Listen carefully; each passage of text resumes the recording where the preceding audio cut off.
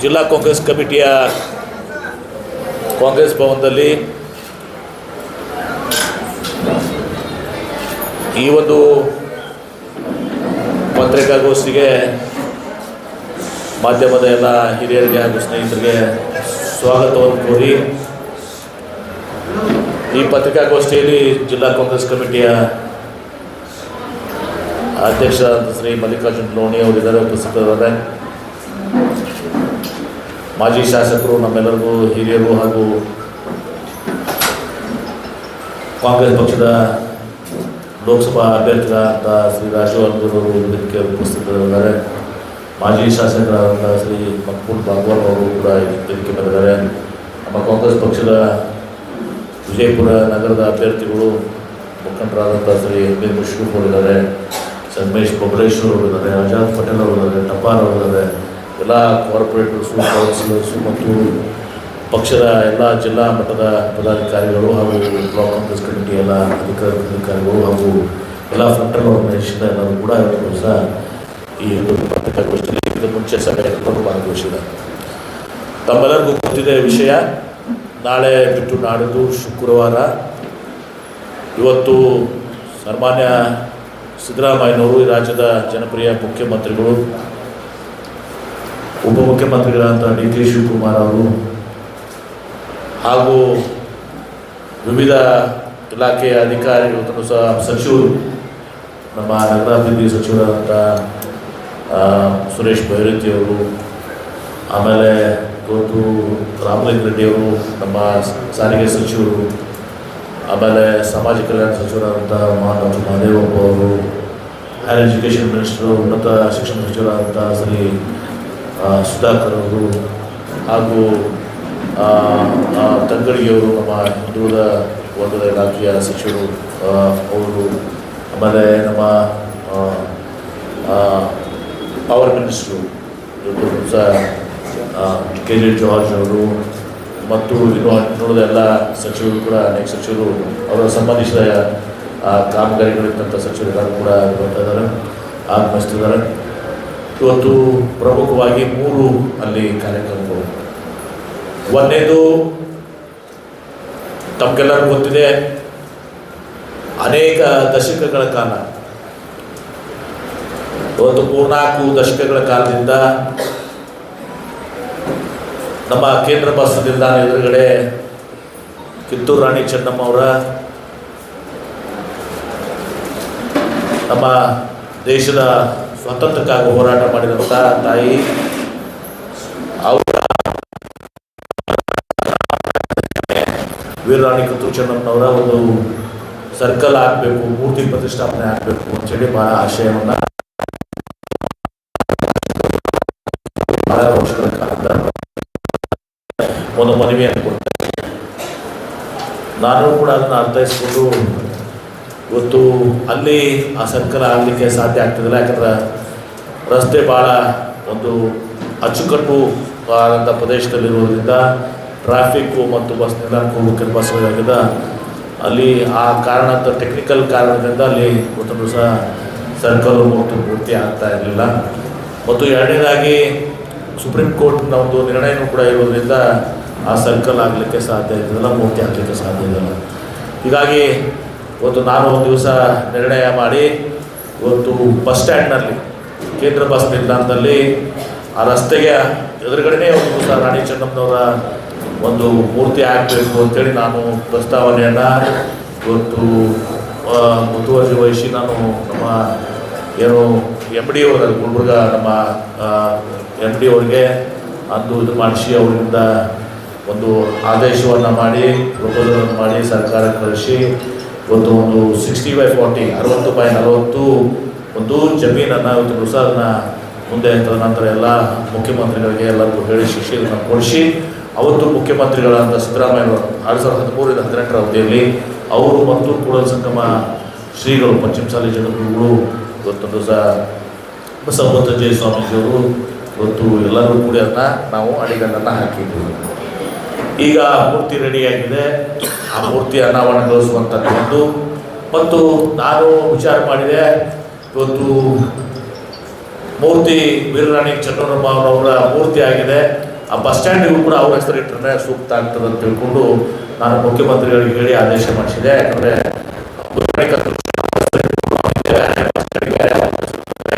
ಅದು ಸ್ವಲ್ಪ ಅಷ್ಟು ಸೂಕ್ತ ಆಗೋದಿಲ್ಲ ಮತ್ತು ಅರ್ಥಪೂರ್ಣ ಆಗ್ತದೆ. ಸ್ಟ್ಯಾಚ್ಯೂನ ಇಟ್ಕೊಂಡು ಅವ್ರದ್ದೇ ಹೆಸರನ್ನ ಬಸ್ ನಿಲ್ದಾಣ ಮಾಡಿದ್ರು ಅಂತ ಹೇಳಿ ತಿಳ್ಕೊಂಡು ಅವ್ರ ಹೆಸರನ್ನ ಮಾಡಿದಾಗ ಮುಖ್ಯಮಂತ್ರಿಗಳು ಕೂಡ ಸಂತೋಷದಿಂದ ನನ್ನ ಇದ್ರ ಮೇಲೆ ಆದೇಶವನ್ನು ಮಾಡಿ ಅಂಬೇಡ್ಕರ್ ಅವರು ಭಾಳ ಸ್ವಾಸ್ಥ್ಯ ತಗೊಂಡು ದಿವಸ ನಾವು ಅದನ್ನು ವೀರಾಣಿ ಕಿತ್ತೂರು ಚೆನ್ನಮ್ಮ ಕೇಂದ್ರ ಬಸ್ ನಿಲ್ದಾಣ ಅಂತ ಹೇಳಿ ದಿವಸ ನಾಮಕರಣ ಕೂಡ ಅದನ್ನ ಮುಖ್ಯಮಂತ್ರಿಗಳು ಒಂದು ದಿವಸ ನಾಮಕರಿಸಿದ್ದಾರೆ. ಈ ಎರಡೂ ಕಾರ್ಯಕ್ರಮಕ್ಕೆ ಮುಖ್ಯಮಂತ್ರಿಗಳು ಆಗಮಿಸಬೇಕಾಗಿತ್ತು. ಅದರ ಜೊತೆಗೆ ನಾವು ಸರ್ಕಾರದ ಕಾರ್ಯಕ್ರಮಗಳು ನಮ್ಮ ಪಂಚ ಗ್ಯಾರಂಟಿ ಯೋಜನೆಗಳಾಗಲಿ, ಆಮೇಲೆ ಯುಡಿಯಿಂದ ನಮ್ಮದು 140 ಕೋಟಿ ಒಂದು, ಆಮೇಲೆ ಇನ್ನು ಉಳಿದ ಎಲ್ಲ ಇಲಾಖೆಗಳ ಸಮಾಜ ಕಲ್ಯಾಣ ಇರ್ಬೋದು, ಹಾಸ್ಟೆಲ್ ಎಲ್ಲ ಕೂಡ ಬಹುಶಃ ಜಿಲ್ಲಾಧಿಕಾರಿಗಳಿಗೆ ಎಷ್ಟು ಕೊಟ್ಟಿದ್ದಾರೆ, ಇನ್ನೂ ಅಡಿಷನ್ಸ್ ಆಗ್ತಾ ಇದ್ದಾವೆ. ಆಮೇಲೆ ಸಮಾಜ ಕಲ್ಯಾಣ ಇರ್ಬೋದು, ಹಿಂದುಳಿದ ಇಲಾಖೆ ಇರ್ಬೋದು, ಅಥವಾ ನಮ್ಮ ಎನರ್ಜಿ ಡಿಪಾರ್ಟ್ಮೆಂಟಿಂದ ಇರ್ಬೋದು ಅದಿರ್ಬೋದು ಕೆಲಸಗಳು, ಆಮೇಲೆ ನೀರಾವರಿ ಇಲಾಖೆ ಕೆಲಸಗಳು, ಆಮೇಲೆ ಇವೆಲ್ಲ ಕೆಲಸಗಳು ಕೂಡ ಸರ್ಕಾರಿ ಕಾರ್ಯಕ್ರಮಗಳು ಕೂಡ ಒಂದೇ ಇದ್ರ ಮೇಲೆ ಎರಡನೇದು ಅದನ್ನು ಉದ್ಘಾಟನೆ. ಮತ್ತು ಮೂರನೇದಾಗಿ ನಿನ್ನೆ ನಾನು ಜಿಲ್ಲಾಧಿಕಾರಿಗಳ ಸಭೆಯಲ್ಲಿ ನಾನು ಹೇಳಿಲ್ಲ, ಇವತ್ತು ಇಲ್ಲಿ ನಾನು ದಿವಸವನ್ನು ಅನೌನ್ಸ್ ಮಾಡ್ತಾ ಇದ್ದೀನಿ. ನಮ್ಮ ನಾಡಿನ ಜನಪ್ರಿಯ ಮುಖ್ಯಮಂತ್ರಿಗಳು ಸಿದ್ದರಾಮಯ್ಯನವರು ಅವರು ಒಂದು ಗ್ರಾಮೀಣ ರೈತರ ಮಗನಾಗಿ ಸಾಮಾನ್ಯ ಕುಟುಂಬದಲ್ಲಿ ಜನಿಸಿ ಇವತ್ತು ನಮ್ಮ ಹಿರಿಯರು ಇಂದಿನ ಜನಪ್ರಿಯ ಮುಖ್ಯಮಂತ್ರಿಗಳಾದ ದಿವಂಗತ ಟಿ ದೇವರಾಜ ಅವರ ಒಂದು ಅವಧಿಯನ್ನು ಮೀರಿಸಿ ಆ ರೆಕಾರ್ಡನ್ನು ಇವತ್ತು ದಿವಸ ಬ್ರೇಕ್ ಮಾಡಿದ್ದಾರೆ. ಇವತ್ತು ದಿವಸ ಮಾಡಿ ನಮ್ಮ ಕರ್ನಾಟಕದ ಅತ್ಯಂತ ಹೆಚ್ಚಿನ ಅವಧಿಯ ಒಂದು ಮುಖ್ಯಮಂತ್ರಿಗಳ ಹೆಗ್ಗಳಿಕೆಗೆ ಇವತ್ತು ದಿವಸ ಅವರು ಪಾತ್ರರಾಗಿದ್ದಾರೆ. ಅದನ್ನು ಲಾಂಗೆಸ್ಟ್ ಸರ್ವಿಂಗ್ ಚೀಫ್ ಮಿನಿಸ್ಟರ್ ಇವತ್ತು ದಿವಸ ಆಗಿ ಇವತ್ತು ದಿವಸ ಅದನ್ನು ಅಂತಂದರೆ ಅವರಿಗೆ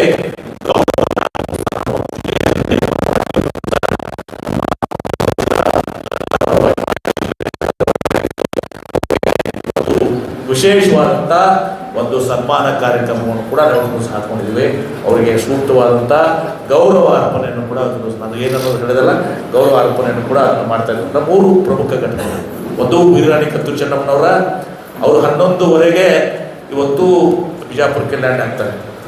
ಲ್ಯಾಂಡ್ ಆಗಿ 11:45 ನಾವು ಟೆಂಟೇಟಿವ್ ಆಗಿ ಪ್ಲಸ್ ಆರ್ ಮೈನಸ್ ಒಂದು 15 ನಿಮಿಷ 11:45 ಕೇಂದ್ರ ಬಸ್ ನಿಲ್ದಾಣಕ್ಕೆ ನೇರವಾಗಿ ನಮ್ಮ ಸೈನಿಕ್ ಸ್ಕೂಲ್ ಹೆಲಿಪ್ಯಾಡ್ನಿಂದ ಕೇಂದ್ರ ಬಸ್ ನಿಲ್ದಾಣಕ್ಕೆ ಬಂದು ವೀರರಾಣಿ ಕಿತ್ತೂರು ಚೆನ್ನಮ್ಮ ಅವರ ಮೂರ್ತಿಯನ್ನು ಅನಾವರಣಗೊಳಿಸಿ, ಉಪಮುಖ್ಯಮಂತ್ರಿ ಇರ್ತಾರೆ, ಉಳಿದ ಸಾರಿಗೆ ಸಚಿವರು ಎಲ್ಲ ಸಚಿವರುಗಳು ಇರ್ತಾರೆ, ಅನಾವರಣಗೊಳಿಸಿ ಹಸಿರು ನಾಮಫಲಕಗಳನ್ನು ಕೂಡ ಅನಾವರಣಗೊಳಿಸಿ ಅಲ್ಲಿ ಕಾರ್ಯಕ್ರಮ ಇಲ್ಲ, ಬಹಿರಂಗ ಸಭೆಯಲ್ಲಿಲ್ಲ, ಅದನ್ನು ಮಾಡಿ ಇವತ್ತು ದಿವಸ ಮುಖ್ಯಮಂತ್ರಿಗಳು ನೇರವಾಗಿ, ಯಾಕಂದರೆ ಅಲ್ಲಿ ಜನ ಕೆಲವೊಂದು ಕುಂಭದಿಂದ ಕೆಲವು ಜನ ಬರ್ತಾ ಇದ್ದಾರೆ, ಆಮೇಲೆ ಅಲ್ಲಿ ಜನರು ಕೂಡ ಜಾಗೃತ ಅವರೆಲ್ಲರೂ ಕೂಡ ಸ್ಟೇಡಿಯಂಗೆ ಬರಬೇಕಾದ್ರೆ ಸ್ವಲ್ಪ ಒಂದು 15-20 ನಿಮಿಷ ಸಮಯ ಬೇಕಾಗ್ತದೆ. ನಾವು ಆ ಕಾರ್ಯಕ್ರಮ ಮುಗಿಸಿ ನೇರವಾಗಿ ವೆಲೋಡ್ ರೂಮ್ಗೆ ಹೋಗ್ತೀವಿ. ವೆಲೋಡ್ ರೂಮ್ದಲ್ಲಿ ಅಲ್ಲಿನೂ ಕೂಡ ಪಬ್ಲಿಕ್ ಕಾರ್ಯಕ್ರಮ ಇಲ್ಲ, ಅಲ್ಲಿ ಉದ್ಘಾಟನೆ ಮಾಡಿ ಸೈಕ್ಲಿಸ್ಟು ಒಂದು ರೌಂಡ್, ಸೈಕ್ಲಿಸ್ಟು ಎಲ್ಲರೂ ಕೂಡ ಒಂದು ರೌಂಡ್ ಇದನ್ನು ಮಾಡಿದ ರಾಜು ಬಿರಾದರ್ ಅವರು ಮತ್ತು ಎಲ್ಲರೂ ಹುಡುಗರೆಲ್ಲ ಸೈಕ್ಲಿಸ್ಟ್ ಅಸೋಸಿಯೇಷನ್ ಎಲ್ಲರೂ ಕೂತ್ಕೊಂಡು, ಸೈಕ್ಲಿಂಗ್ ಅಸೋಸಿಯೇಷನ್ ಎಲ್ಲ ಕೂತ್ಕೊಂಡು ಒಂದು ಉದ್ಘಾಟನೆ ಮಾಡಿ ಒಂದು ರೌಂಡ್ ಸೈಕಲ್ ಇದು ಮಾಡಿ ಸಾಂಕೇತಿಕವಾಗಿ ಅದನ್ನು ಮಾಡಿ ತದನಂತರ ಅಲ್ಲಿಂದ ಮುಖ್ಯಮಂತ್ರಿಗಳು ಸೀದಾ ಬರೋಬ್ಬರಿ 12:15 ಇದು ಪಬ್ಲಿಕ್ ಕಾರ್ಯಕ್ರಮ ಸ್ಟಾರ್ಟ್ ಆಗುತ್ತೆ. ಆ ಪಬ್ಲಿಕ್ ಕಾರ್ಯಕ್ರಮದಲ್ಲಿ ಮತ್ತೊಮ್ಮೆ ಹೇಳ್ತಾ ಇದ್ದೀನಿ, ಪ್ರಮುಖವಾಗಿ ವೀರರಾಣಿ ಕಿತ್ತೂರು ಚೆನ್ನಮ್ಮನವರ ಒಂದು ಏನು ಮೂರ್ತಿ ಅನಾವರಣಗೊಳಿಸಿದ್ದಾರೆ ಮತ್ತು ನಾಮಕರಣ ಮಾಡಿದ್ದಾರೆ, ಅದು ಒಂದು ಉದ್ದೇಶ ಕಾರ್ಯಕ್ರಮ. ಎರಡನೇದು ನಮ್ಮ ಸರ್ಕಾರ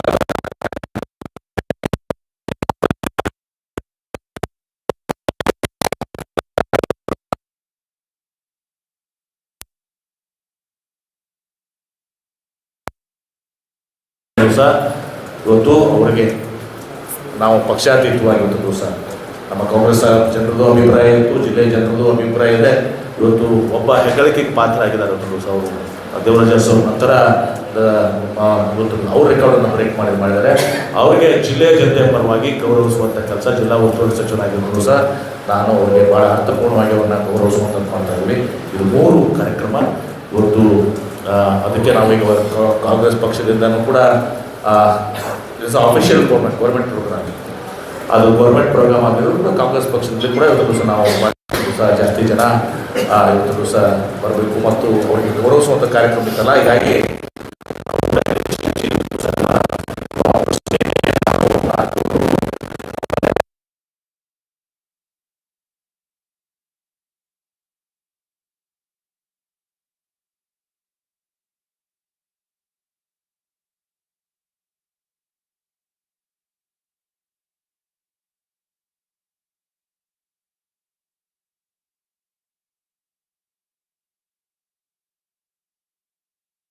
ಅವ್ರಿಗೆ ಗೌರವ ಸಲ್ಲಿಸುವಂಥ ಕಾರ್ಯಕ್ರಮದಲ್ಲಿ ಸಾಕ್ಷಿಯಾಗಲಿ ಅಂತ ಹೇಳಿ ಮಾಡಿದ್ದೀವಿ. ಆಮೇಲೆ ವೀರರಾಣಿ ಕಿತ್ತೂರು ಚೆನ್ನಮ್ಮನ ನಮ್ಮ ಪದಾಧಿಕಾರಿಗಳಾದ ನಮ್ಮ ಆಳೂರು ನಾನು ಎಲ್ಲ ಜನರಿಗೂ ಕೂಡ ನಮಗೊಂದು ನಾವು ಸರ್ಕಾರಿ ಕಾರ್ಯಕ್ರಮ ಸರ್ಕಾರದಿಂದ ಊಟ ವ್ಯವಸ್ಥೆ ಮಾಡ್ತಾಯಿದ್ವಿ.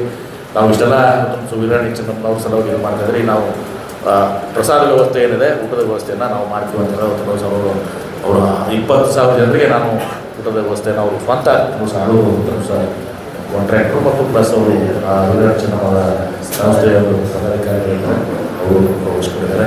ಹೀಗಾಗಿ ಇಷ್ಟೆಲ್ಲ ಕಾರ್ಯಕ್ರಮಗಳು ಮಾಧ್ಯಮದವರು ನಿಮ್ಮ ಸಹಕಾರವೂ ಕೂಡ ಬೇಕು ಮತ್ತು ಮುಖ್ಯಮಂತ್ರಿಗಳು ಇಂಥ 2 ಪ್ರಮುಖವಾಗಿ ವೀರರಾಣಿ ಕಿತ್ತೂರು ಚೆನ್ನಮ್ಮನವರ ಅನೇಕ ದಶಕಗಳಿಂದ ನೆನಪಿಟ್ಟಿದ್ದಂಥ ಅವರ ಈಗ ಮೂರ್ತಿ ಪ್ರತಿಷ್ಠಾಪನೆ ನಾಮಕರಣ ಆಗ್ತದೆ. ಅವಾಗಲೇ ತಪ್ಪು ಗೊತ್ತಿದೆ ಏರ್ಪೋರ್ಟ್ನ ನನ್ನ ಆದ್ಯದಿಂದ ಹೋದ್ರೆ ನಾನು ಕೇಂದ್ರ ಸರ್ಕಾರಕ್ಕೆ ಈಗ ನಮ್ಮ ಮತ್ತು ಕೇಂದ್ರ ಸರ್ಕಾರ ಪಾಲೂ ಇಲ್ಲ ಆ್ಯಕ್ಚುಲಿ ಅದರಲ್ಲಿ ನಮ್ಮ ಈಗ ಇದರಲ್ಲಿ ಏರ್ಪೋರ್ಟಲ್ಲಿ ಇವತ್ತು ನಮ್ಮ ಇದರದ್ದೇ ಇದೆ. ಅದಕ್ಕೆ ಇವತ್ತು ನಮ್ಮ ವಿಶ್ವಗುರು ಬಸವಣ್ಣವರ ಹೆಸರನ್ನು ಪುರಸಭೆಗೆ ಬಂದಿದ್ವಿ. ರೈಲ್ವೆ ಸ್ಟೇಷನ್ಗೆ ಇವತ್ತು ನಾವು ಕೇಂದ್ರ ಸರ್ಕಾರಕ್ಕೆ ಪುರಸಭೆ ಯಾಕಂದರೆ ಅಲ್ಲಿ ಪರಮ ಪೂಜ್ಯ ಸಿದ್ದೇಶ್ವರ ಮಹಾಸ್ವಾಮಿಯವರ ಹೆಸರಿರುವಂಥದ್ದು. ಆಮೇಲೆ ನಿಮ್ಮ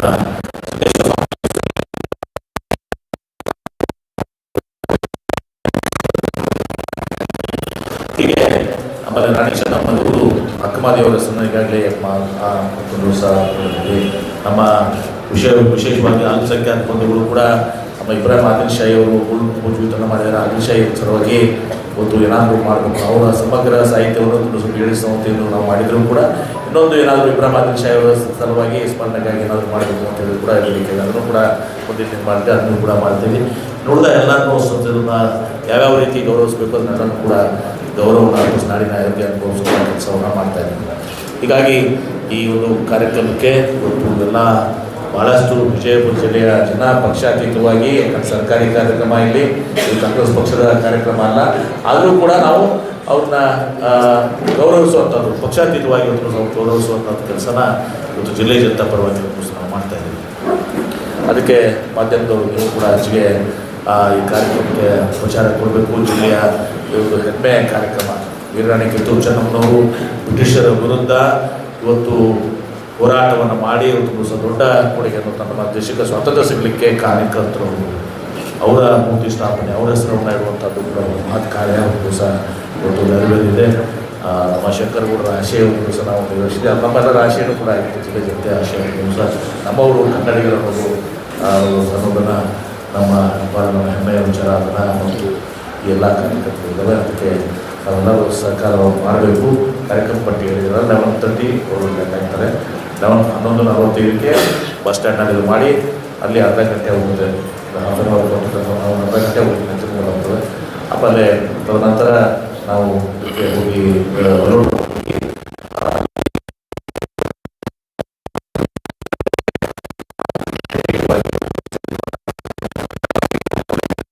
ಕಾರ್ಯಕ್ರಮವನ್ನು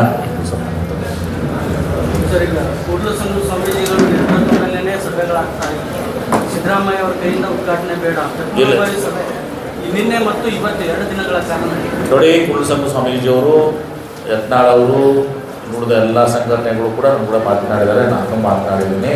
ಕೂಡಲಸಂಗಮ ಸ್ವಾಮಿಗಳು ಅಂಥವ್ರು ಯಾವುದೂ ಕೂಡ ಇಲ್ಲ. ಈ ಕಾರ್ಯಕ್ರಮ ಬೇರೆ. ಇದು ವೀರರಾಣಿ ಕಿತ್ತೂರು ಚೆನ್ನಮ್ಮ ಯಾವುದೇ ಒಂದು ಸಾಮಾಜಿಕ ಸ್ಥಿಮಿತ ಅಲ್ಲ. ಅವರು ವೀರರಾಣಿ ಚೆನ್ನಮ್ಮ ಇಡೀ ಭಾರತ ದೇಶದ ಆಸ್ತಿ, ನಮ್ಮೆಲ್ಲರ ಹೆಮ್ಮೆ ಆಸ್ತಿ. ಅದಕ್ಕೆ ಈ ಕಾರ್ಯಕ್ರಮಕ್ಕೆ ಅವ್ರು ಯಾವುದೂ ಅಭ್ಯಂತರಲ್ಲ. ಅವರು ಕೂಡ ಕೂಡಲಸಂಗಮ ಸ್ವಾಮೀಜಿಯವರು ಕೂಡ ಭಾಗವಹಿಸ್ತಾ ಇದ್ದಾರೆ. ಕೂಡಲಸಂಗಮ ಸ್ವಾಮಿಗಳು, ಹರಿಹರ ಸ್ವಾಮೀಜಿಯವರು, ನಮ್ಮ ಇಲ್ಲಿ ವಿಜಯಪುರದ ನಮ್ಮ ಸಿದ್ದೇಶ್ವರ ಆಶ್ರಮದವರು, ಜ್ಞಾನೋದರ್ಶನ ಸ್ವಾಮಿಗಳು ಸೇರಿದ್ರು ಸಹ ಬಸವಲಿಂಗ ಸ್ವಾಮಿಗಳು ಕೂಡ ಎಲ್ಲರೂ ಭಾಗವಹಿಸ್ತಾ ಇದ್ದಾರೆ. ಹಾಗಾಗಿ ಯಾವುದೂ ಭಿನ್ನಾಭಿಪ್ರಾಯಗಳಿಲ್ಲ. ಈಗ ಯಾರೋ ಒಬ್ಬರಿಬ್ಬರು ಮಾಡ್ತಿದ್ದಾರೆ, ಅದು ಅದಕ್ಕೆ ಸಂಬಂಧ ಇಲ್ಲ. ಕಿತ್ತೂರು ರಾಣಿ ಚೆನ್ನಮ್ಮನವರು ದೇಶದ ಆಸ್ತಿ, ದೇಶದ ಸಲುವಾಗಿ ಹೋರಾಟ ಮಾಡಿದಂಥವ್ರು. ಹೀಗಾಗಿ ಅವ್ರದ್ದೇನದ ಅದು ಬೇರೆ. ಇಲ್ಲಿ ಇದು ಸರ್ಕಾರಿ ಕಾರ್ಯಕ್ರಮ ಗೌರವಿಸಿದ್ರಿ. ಕೂಡಲಸಂಗಮ ಸ್ವಾಮಿಗಳದ್ದು ಅಭಿಪ್ರಾಯ ಇದೆ, ಯತ್ನಾಳ್ ಅವ್ರಿಗೂ ಮಾತಾಡಿದ್ರಿ, ಶಿವಾನಂದ ಪಾಳ್ರು ಎಲ್ಲರೂ ಎತ್ತೊಂದು ದಿವಸ ಯಾರ್ದು ಕೂಡ ಇವತ್ತೊಂದು ದಿವಸ ಇಲ್ಲ. ಅವರು ಕೂಡ ಕೂಡಲಸಂಗಮ ಸ್ವಾಮಿಗಳು ಕೂಡ ಭಾಗವಹಿಸ್ತಿದ್ದಾರೆ. ನಗರದ ಶಾಸಕರು ಕೂಡ ಭಾಗವಹಿಸ್ತಾ ಇದ್ದಾರೆ.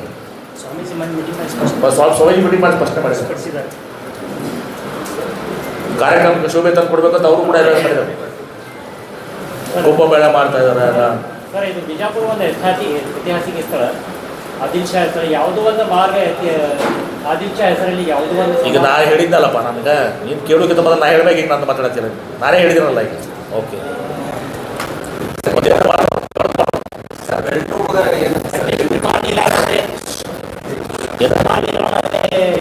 ಆದಿಲ್ ಶಾ ಹೆಸರಲ್ಲಿ ಹೇಳ್ಬೇಕಂತ ಈಗ ಒಬ್ಬರ ಹೆಸರು ಘೋಷಣೆ ಮಾಡ್ಯಾರ, ವಿಶ್ವಗುರು ಸಾಂಸ್ಕೃತಿಕ ನಾಯಕ ಬಸವಣ್ಣ ಹೆಸರು ಮಾಡೋದು. ಅದಕ್ಕೆ ಕಾಂಟ್ರವರ್ಸಿ ಕ್ರಿಯೇಟ್ ಮಾಡಕ್ಕೆ ಹೋಗ್ಬೇಡ. ನಾನೇ ಇದನ್ನು ಕೇಳಿದ್ದಿಲ್ಲ ನೀವು ಪ್ರಶ್ನೆ, ನಾನೇ ಇವತ್ತು ಇಬ್ರಾಹಿಂ ಆದಿಲ್ ಶಾ ಹೆಸರಲ್ಲಿ ಏನಾದ್ರು ಮಾಡೋಣ ಅಂತ ಹೇಳಿದ್ದೀನಿ. ಇಲ್ಲಿಗೆ ಅದು ಮುಕ್ತಾಯಗೊಳಿಸೋದು. ಮತ್ತೇನು ಹೇಳ್ರಿ?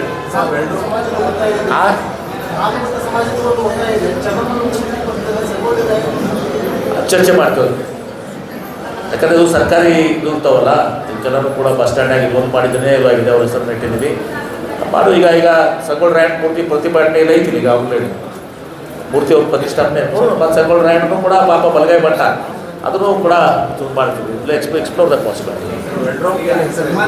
ವೆಲೋಡ್ರೋಮ್ಗೆ ಏನೋ ವಿಚಾರ ಮಾಡಿಲ್ಲಪ್ಪ, ನೋಡೋಣ ಅದನ್ನು ಯಾರಾದರೂ ವೆಲೋಡ್ರೋಮ್ಗೆ.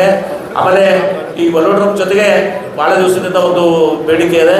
ನಾನು ಈ ಎಲ್ಲ ಇಂಡಸ್ಟ್ರೀಸ್ ಜೊತೆಗೂ ಮಾತನಾಡಿ ಈ ಕಾರ್ಪೊರೇಟ್ ಸೋಷಿಯಲ್ ರೆಸ್ಪಾನ್ಸಿಬಿಲಿಟಿ ಅಡಿಯಲ್ಲಿ ಒಂದು ಸೈಕ್ಲಿಂಗ್ ಅಕಾಡೆಮಿ ಮಾಡಬೇಕು ಅಂತ ಹೇಳಿದ್ದೆ. ಒಂದು ಸೈಕ್ಲಿಂಗ್ ಇದು ಅದಾಗಿದೆ, ಅದು ಸಹ ಏನು ಮಾಡೋಣ ಅಂತ.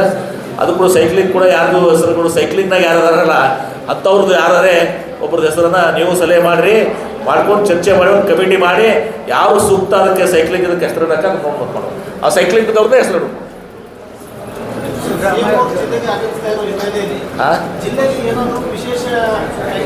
ಅದು ನಾಳೆ ಕಾಯಿಲ್ಲ ಅನೌನ್ಸ್ ಮಾಡೋದನ್ನ.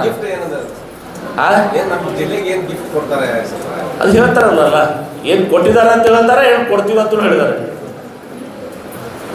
ಎರಡು ಹೇಳ್ತಾರೆ. ಆಮೇಲೆ ನಮ್ಮೆಲ್ಲರ ಹೆಮ್ಮೆಯ ದಿನ ಅದು ಕಾರ್ಯಕ್ರಮ. ಈಗ ಇವತ್ತಿಗೆ ಅವರು ನಿನ್ನೆ ಸರ್ವಿಸ್ ಮಾಡ್ಕೊಂಡಿದ್ರು, ಇವತ್ತು ಅದನ್ನು ಮುರಿದಿದ್ದಾರೆ ರೆಕಾರ್ಡ್.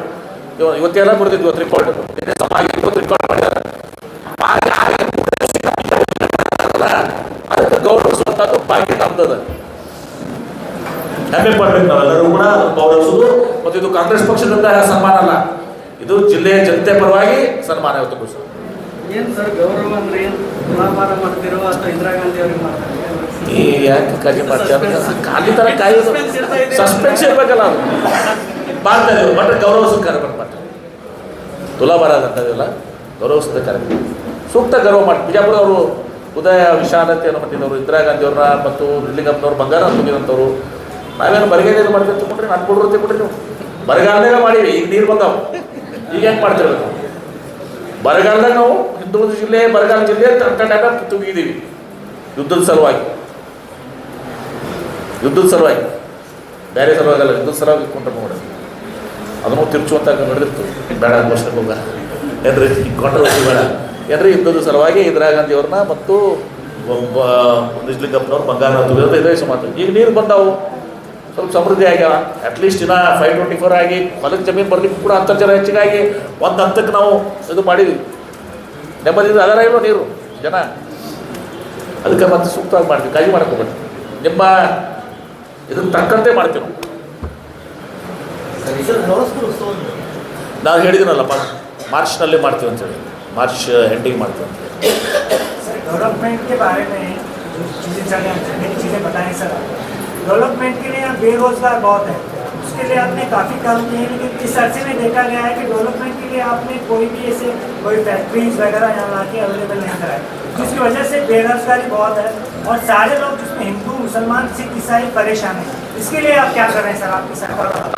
पानी देने के बाद जो स्कूल जाता था ना, बेरोजगारी खत्म हुआ है बीजापुर में. तुम्हारे को शायद खेड़े में नहीं गए तुम्हें, ನೀವು ಹಳ್ಳ್ಯಾಗ ಹೋದ್ರ ಯಾಕಂದ್ರೆ ಪಾಪ ಇದು ಬೇಡ, ಇವ್ರಿಗೂ ತಿಳಿಬೇಕಲ್ಲ. ಈಗ ಏನು ಬಿಜಾಪುರದವರು ಗೋವಾ ಮಹಾರಾಷ್ಟ್ರ ದುಡ್ಯಾಕೆ ಹೋಗ್ತಿದ್ದಾರಲ್ಲ, ಅದು 75% 84 ಬರ್ತದೆ. ತಾಂಡ ಗಿಂಡ ನನಗೆ ಬರ್ತಾವೆ, ಮೇಜರಾಗಿ ನನಗೆ ಬರ್ತಾವೆ. 4 ಟನ್ ನಮ್ಮ ಇವ್ರಿಗೆ ಕಟ್ಟಕೊಂಡವ್ರಿಗೆ ರಾಜವರ್ಗವ್ರಿಗೆ ಬರ್ತಾವೆ. ಈಗ ದುಡ್ಯಾಕೆ ಹೋಗೋ ಮಂದಿ ಕಡಿಮೆ ಆಗ್ಯದ, ಯಾಕಂದರೆ ಇಲ್ಲಿನೇ ಸ್ವಯಂ ಇವತ್ತೊಂದು ಸಿಕ್ತಿತ್ತು. ಆಮೇಲೆ ಫ್ಯಾಕ್ಟ್ರಿಗಳದು ನಡೆದಿಲ್ಲ, ಫ್ಯಾಕ್ಟ್ರಿಗಳು ಒಂದೇ ದಿವಸದಾಗ ಆಗಲಿ. ಮೊನ್ನೆ ಒಂದು 1200 ಬಂದಿದ್ದು ಕೊಕ್ಕುಕೊಳ್ಳೋದು ಒಂದು ಅನೌನ್ಸ್ ಆಯಿತು. ಇನ್ನೂ 3 ಕಾರ್ಖಾನೆಗಳು ಬರ್ತಾ ಇದ್ದಾವೆ. ಫ್ಯಾಕ್ಟ್ರಿಗಳು ಒಂದು ಫ್ಯಾಕ್ಟ್ರಿ ಅನೌನ್ಸ್ ಮಾಡಬೇಕು 3 ವರ್ಷ ಟೈಮ್ ಬೇಕಾಗ್ತದೆ ಇಂಪ್ಲಿಮೆಂಟೇಷನ್ ಎಲ್ಲ. ಯಾಕಂದರೆ ಸೆಂಟ್ರಲ್ ಎನ್ವಿರಾನ್ಮೆಂಟ್ ಕ್ಲಿಯರೆನ್ಸು ಅವರ 108 ಎಲ್ಲ ಇರ್ತವೆ. ಎಲ್ಲನೂ ಕೂಡ ಫ್ಯಾಕ್ಟ್ರಿಗಳು ಬರ್ತಾ ಇದ್ದಾವೆ. ನನ್ನ ಅವಧಿಯಲ್ಲಿ ನಾನು ಒಂದು 10,000 ಮಂದಿಗೆ ಉದ್ಯೋಗ ಕೊಡಿಸ್ಬೇಕು ಅಂತ ಹೇಳಿ ಟೊಯೋಟೋದವ್ರ ಕಡೆಯಿಂದ ಮೊನ್ನೆ ITI ಡಿಪ್ಲೊಮಾದವ್ರನ್ನ 480 ಮಂದಿ ಸೆಲೆಕ್ಟ್ ಮಾಡಿದರು. 480 ಮಂದಿ ನಮ್ಮ ಯುವಕರನ್ನ ಟೊಯೋಟೋದಾಗ ಸೆಲೆಕ್ಟ್ ಮಾಡಿದ್ದಾರೆ. ಫಾಕ್ಸ್ಕಾನ್ದವರು ಮೊನ್ನೆ 85 ಜನಕ್ಕೆ ಸೆಲೆಕ್ಟ್ ಮಾಡಿದ್ದಾರೆ. ಇನ್ನೂ ಬೇರೆ ಬೇರೆ ಕಂಪ್ನಿಯವ್ರು ಸೆಲೆಕ್ಟ್ ಮಾಡ್ತಾರೆ. ಹಾಗೆ ಬೇರೆ ಬೇರೆ ಕಂಪ್ನಿಗಳಿಂದ ಒಂದು 5,000 ಜನ ಉದ್ಯೋಗ ಸೃಷ್ಟಿ ಮಾಡಿಸೋದು ಅಲ್ಲದೆ ಇಲ್ಲಿನೇ ಉದ್ಯೋಗ ಮಾಡುವಂಥದ್ದು ಫ್ಯಾಕ್ಟ್ರೀಸ್ ಏನಿದಾವಲ್ಲ, ಕನಿಷ್ಠ ಪಕ್ಷ ಒಂದು 10,000 ಜನಕ್ಕೆ ಉದ್ಯೋಗ ಸಿಗುವಂಥ ಇಂಡಸ್ಟ್ರೀಸು ಪೈಪ್ಲೈನ್ 7-8 ಇಂಡಸ್ಟ್ರೀಸ್ ಪೈಪ್ಲೈನ್ ಆಗಿದ್ದಾವೆ. ಅದನ್ನು ಕೆಲಸ ನಾವು ಮಾಡ್ತೀವಿ. ಅದ್ರ ಜೊತೆಗೆ ನೀವು ಕೇಳಬೇಕಲ್ಲಪ್ಪ, NRIG ಎಂತಲ್ಲಪ್ಪ ಸ್ಥಳೀಯವಾಗಿ ಉದ್ಯೋಗ ಸಿಗಬೇಕು ಅಂತೇಳಿ ಮಹಾತ್ಮ ಗಾಂಧಿ ರೋಜ್ಗಾರ್ ಯೋಜನೆ ಈಗ ಶ್ರೀರಾಮನ ಹೆಸರಲ್ಲೇ ಅದನ್ನು ಮುಚ್ಚಕ್ಕೆ ಪ್ರಯತ್ನ ಮಾಡಕತ್ತಾರೆ. ಯಾರು ಮಾಡ್ಯಾರ ಅದನ್ನು? बीजापुर में भी देखेंगे ना sir, for example auto drivers हैं, कूली कर्मी हैं, आप देखेंगे नए बस स्टैंड के पास में से कम 1000 से 500 लोग आते हैं, तो 1000 और 500 लोगों को रोजगार नहीं मिलता सर, काफी लोग लौट जाते हैं. अभी लोगों के लिए भी योजना लाई है हमारा. हाँ नहीं करें, हम रोजगार लेके आया था और नरेंद्र मोदी जी बंद कर रहे हैं. नरेगा का योजना इतना अच्छा योजना था और लोकली मिलता था, वो सबको सत्यानाश करके राम के नाम के उसको बढ़ाने का नहीं था, राम के नाम से उसको अभी उसका एक स्टैटिस्टिक्स है, मैं कल बताते हैं CM को देता हूँ. ಬಿಜಾಪುರ ಜಿಲ್ಲೆಗೆ ಎಷ್ಟು ಮಹಾತ್ಮ ಗಾಂಧಿ ರೋಜ್ಗಾರ್ ಯೋಜನೆಯಿಂದ ಎಷ್ಟು ಬಿಜಾಪುರ ಜಿಲ್ಲೆ ಯೋಜನೆ ಬೆನಿಫಿಟ್ ಆಗಿದೆ. ಈಗ ಏನು ತಂದಿದ್ದಾರೆ ಅದು ಏನು ಅದಕ್ಕಂತ ಏನಾಗ್ತದೆ ಡಿಫ್ರೆನ್ಸ್ ಆಗ್ತದೆ, ಅದನ್ನು ನಾಳೆ ಸ್ವಲ್ಪ ಕಾರ್ಯಕ್ರಮದಾಗ ಭಾಗವಹಿಸ್ರಿ. ಓಕೆ ನೆಕ್ಸ್ಟ್ ಏನ್ರಿ ಮೊನ್ನೆ ಟೆಂಡರ್ ಆಗಿ ಕೆಲಸ ಚಾಲು ಮಾಡ್ತಾರೆ ಬಿಡಿ. ఇప్పుడు ಇಂಡಿವಿಜುವಲ್ ಕ್ವಶನ್ಸ್ ಕೂಡ ಮಾಡ್ತಾ ಇದೀವಲ್ಲ ಯಾರಕ್ಕೆ ಹೆಚ್ಚಿಗೆ. ಆಮೇಲೆ ಮುಸ್ಲಿಮ್ಸ್ ವಾರ್ಡ್ನಾಗ ನಾನು ಹೇಳಿದ್ದಲ್ಲ ಹಿಂದೆ ಸ್ವಲ್ಪ ಕಡಿಮೆ ಕೆಲಸಗಳಾಗಿತ್ತು. ಈ ಸಲ ನಾನು ಮ್ಯಾಕ್ಸಿಮಮ್ ಅವ್ರಿಗೂ ಕೂಡ ವಾರ್ಡ್ಸಲ್ಲಿ ಇದು ಮಾಡ್ತಾ ಇದ್ದೀನಿ. ಯಾಕಂದ್ರೆ ಅವು ಕೆಳಮಟ್ಟದಲ್ಲಿದ್ದಾವೆ, ಪಾಪ ಮಟ್ಟ ನೀರು ಬಂತು, ಆಸಾರ ಮೈಲ್ಗೆಲ್ಲ ನೀರ ನಿಂತಿತ್ತು. ಎಲ್ಲರೂ ನಾನು ಗೊತ್ತದ ಅದು ಏನು ಮಾಡಬೇಕು ಅನ್ನೋದು ನಾವು ಮಾಡ್ತಾ ಇದ್ದೀವಿ ಎಲ್ಲ. ನೆಕ್ಸ್ಟ್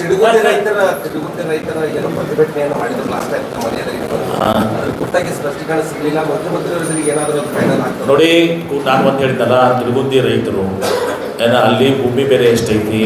ನಾವು ಕನ್ನಡ ಮಹಾರಾಷ್ಟ್ರದಲ್ಲಿ ಒಂದು ಏನು ಪಾರ್ಕ್ ಮಾಡಿದ್ದೀವಿ ಬೋರ್ಡರ್ನಲ್ಲಿ, ಬೆಳಗಾವಿ ಪಾರ್ಕ್ನಲ್ಲಿ ಭಾಳ ಯಶಸ್ವಿಯಾಗಿದೆ.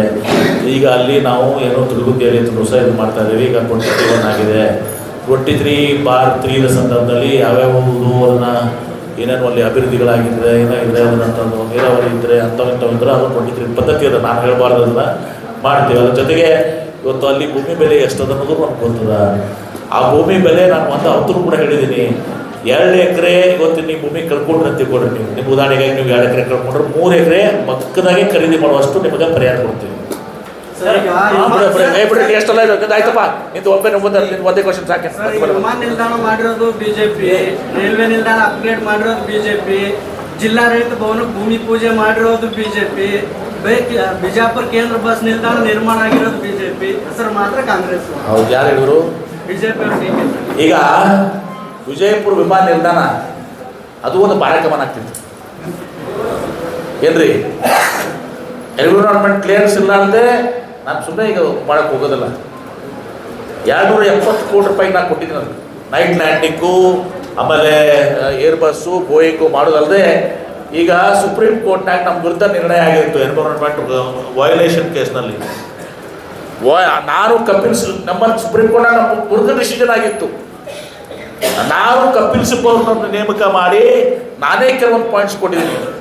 ಈಗ ತಪ್ಪು ಇವತ್ತು ದಿವಸ ಇಲಾಖೆಯಿಂದ ಆಗಿರ್ಬೋದು ಎನ್ವಿರಾನ್ಮೆಂಟ್ ಕ್ಲಿಯರೆನ್ಸ್ನಿಂದ, ಆದರೆ ಜನ ಸಫರ್ ಆಗ್ತಾ ಇದ್ದಾರೆ, ಟೂರಿಸಮ್ ಸಫರ್ ಆಗುತ್ತಾ, ಪ್ಯಾಸೆಂಜರ್ಸ್ ಜನ ಸಫರ್ ಆಗ್ತಾರೆ, ಹಿಂದೂ ಏರಿಯಾ ಸಫರ್ ಆಗ್ತಾರೆ ಅಂತ ನಾನು ಕಪಿಲ್ ಸಿಬ್ಬಲ್ಸ್ ನಾನೇ ಕೆಲವೊಂದು ಪಾಯಿಂಟ್ಸ್ ಡ್ರಾಫ್ಟ್ ಮಾಡಿ ನಮ್ಮ ನಿಶಾಂತ್ ಪಾಟೀಲ್ ಏನೋ ಮಾಡಿಕೊಟ್ಟು ಅವ್ರ ಕೊಟ್ಟು ಮಾಡಿಸಿ ಆರ್ಗ್ಯುಮೆಂಟ್ ಮಾಡಿ ಈಗ ಲಾರ್ಜರ್ ಬೆಂಚಿಗೆ ಹೋಗಿದೆ, ರಿವ್ಯೂನಲ್ಲಿ ರಾಜ್ಯದ ಬೆಂಚಿಗೆ ಹೋಗಿದೆ.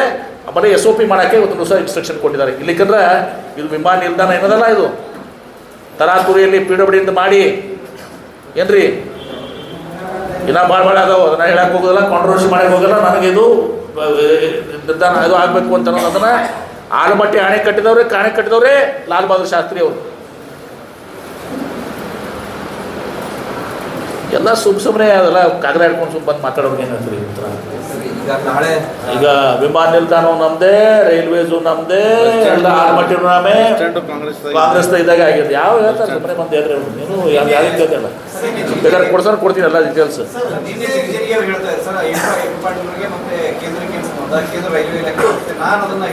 ಹೌದು, ನಾನು IDD ಮಿನಿಸ್ಟರ್, ಅವ್ರು ಗೊತ್ತದನ್ನ, ಇನ್ಫ್ರಾಸ್ಟ್ರಕ್ಚರ್ ಡೆವಲಪ್ಮೆಂಟ್ ಮಿನಿಸ್ಟ್ರು. ರೈಲ್ವೇಸು ನನಗೆ ಈಗ ಕೆರೈಟ್ನಲ್ಲಿ ನಾನು ರೈಲ್ವೇಟ್ನಾಗ ಕೆಲವೊಂದು ಶೇರಿಂಗ್ನೆಲ್ಲ ಕೂಡ ಇದ್ದಾವೆ ಏನ್ರಿ. ನಾನು ಮೊನ್ನೆ ಒಂದು ಕೊಟ್ಟಿದ್ದಲ್ಲ ಕಳಿಸಿ ನೋಡ್ರಿ, ಗದಗ ಬೈಪಾಸು, ಹುಬ್ಬಳ್ಳಿ ಬೈಪಾಸು, ಇದನ್ನ ತಲೆಯಾಗ ಐಡಿಯಾ ಹುಡುಕಿಡಿದವ್ರು ಯಾರು MP ಹುಡ್ಕಾಡಿದ್ರ. ಗದಗ ಬೈಪಾಸ್ನಿಂದ ಹೋಗ್ಬೇಕು, ಹುಬ್ಬಳ್ಳಿ ಬೈಪಾಸ್ನಿಂದ ಹೋಗ್ಬೇಕು, ಓವರ್ನೈಟ್ ಟ್ರೈನ್ ಆಗಬೇಕು, ಸಂಜೆ 7 ಗಂಟೆ ಕೂತ್ರೆ ಮುಂಜಾನೆ 7 ಗಂಟೆಗೆ ಇಲ್ಲಿರಬೇಕು, 10 ತಾಸನಾಗ ಬರಬೇಕು ಅಂತೇಳಿ ಇದನ್ನು ಹೋಗಿ ಮಾಡಕತ್ತವನು ನಾನು. ಈಗಲ್ಲ, ಅದು 2000 ಮಾರ್ಚ್ 2024 ಅಲ್ಲಿದ್ದ 10 ಮೀಟಿಂಗ್ ಮಾಡಿದ್ವಿ. ಒಂದೇ ಅಲ್ಲ, ಬೆಳಗಾಮ್ದು ಅಲ್ಲಿ ಏನೋ ಸಮಸ್ಯೆ ಅದ ಏನ್ರಿ, ಧಾರವಾಡ ಬೆಳಗಾವ್ದು ಬೇರೆ ಬೇರೆ ಎಲ್ಲನೂ ಸಮಸ್ಯೆಗಳು ನಾನು ರಿವ್ಯೂ ಮಾಡ್ತಾ ಇದ್ದೀವಿ. ನಾನು ಮಿನಿಸ್ಟ್ರು, ಪಾಪ ಅವ್ರು ಗೊತ್ತಿರಲಿಕ್ಕಿಲ್ಲ. I am the minister, IDD minister, ಮೂಲಭೂತ ಸೌಕರ್ಯ ಸಚಿವರು ಕೂಡ ಆಗಿದ್ದೀನಿ. ಬಿಡ್ರಿ ಪಾಪ, ಸುಮ್ಮನೆ ಕಾಗದ ಪತ್ರ ಬರೀತಾರೆ, ಕಾಗದ ಉತ್ತರ ಬರ್ತಾರೆ ತೊಗೊಂಡು ಪ್ರೆಸ್ ಕಾನ್ಫರೆನ್ಸ್ ಮಾಡೋರಿಗೆಲ್ಲ ಉತ್ತರ ಇಟ್ಕೊಂಡು ಹೋಗಿ ಬಿಡಿ. ಅವರು ತಪ್ಪು ಹೇಳ್ಕೊಳ್ಳಿ, ಪಾಪ ಮಾಡ್ಯಾರ, ಏನಾರು ಮಾಡ್ಯಾರ ಅಂತ ಹೇಳ್ಕೊಳ್ಳಿ. ಈಗ ನೋಡಿ, ಈಗ ಪ್ಲೀಸ್ ಲೆಟ್ ಅಸ್ ನಾಟ್, ಇದು ಜನರಲ್ ಪ್ರೆಸ್ ಕಾನ್ಫರೆನ್ಸ್ ಅಲ್ಲ ಏನ್ರಿ.